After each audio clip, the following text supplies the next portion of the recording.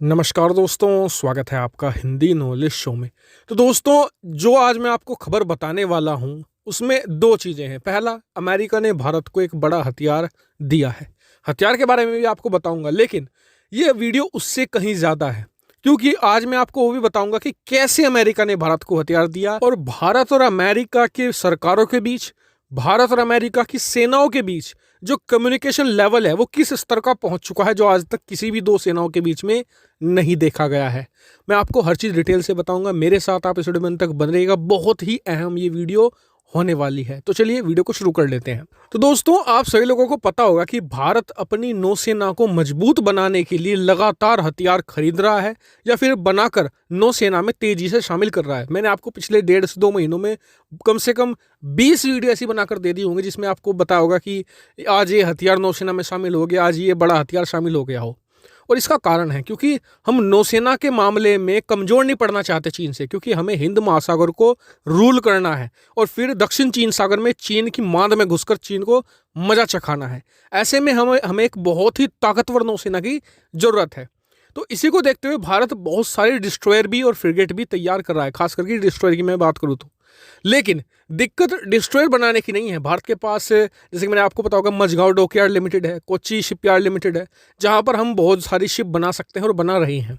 लेकिन दिक्कत आती है उन पर तैनात करने के लिए हथियारों को लेकर। दरअसल हुआ क्या कि चीन के साथ जैसे ही हमारा तनाव बढ़ा, हमने जितने भी नेवल प्रोजेक्ट थे, खास करके डिस्ट्रॉयर के प्रोजेक्ट थे, वो तेजी से आगे बढ़ा दिए थे ताकि ये जल्द से जल्द बनकर नौसेना में शामिल हो जाए।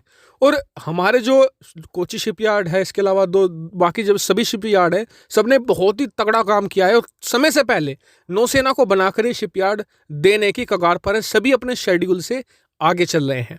लेकिन अब दिक्कत आ रही है इनके हथियारों को लेकर। दरअसल दुनिया में आप कितनी भी नौसैनिक शिप या नौसैनिक डिस्ट्रॉयर को उठाकर देख लीजिए, उनमें जो सबसे पहले हथियार वो लगाते हैं वो होता है मेन बैटल गन।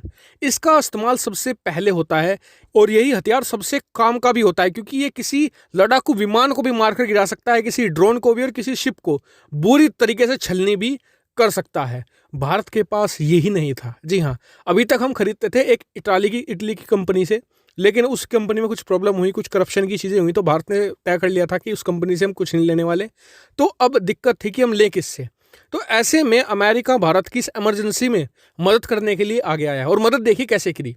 पहले दोनों देशों के बीच में सौदा हो गया $1 अरब में 13 बड़ी नेवल गन को। और जो नेवल गन भारत को दे रहा है उसके लिए बहुत सारे नियम कायदे अमेरिका ने बदले हैं, क्योंकि बहुत ही एडवांस किस्म की ये गन है। तो पहले तो अमेरिका ने भारत के साथ इमरजेंसी सौदा किया, फिर भारत को कहा कि आपके पास 3 शिप हैं जिन्हें आप फिलहाल रेडी कर सकते हैं, जिनकी जरूरत आपको बहुत ज़्यादा है।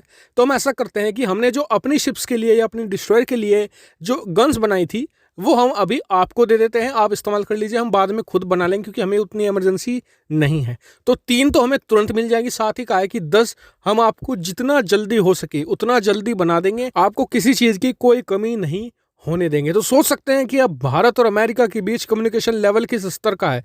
पहले भारत को अपनी फ्लीट में से निकालकर प्रीडेटर ड्रोन दे दिए ताकि भारत की जासूसी में कोई कमी ना रह जाए।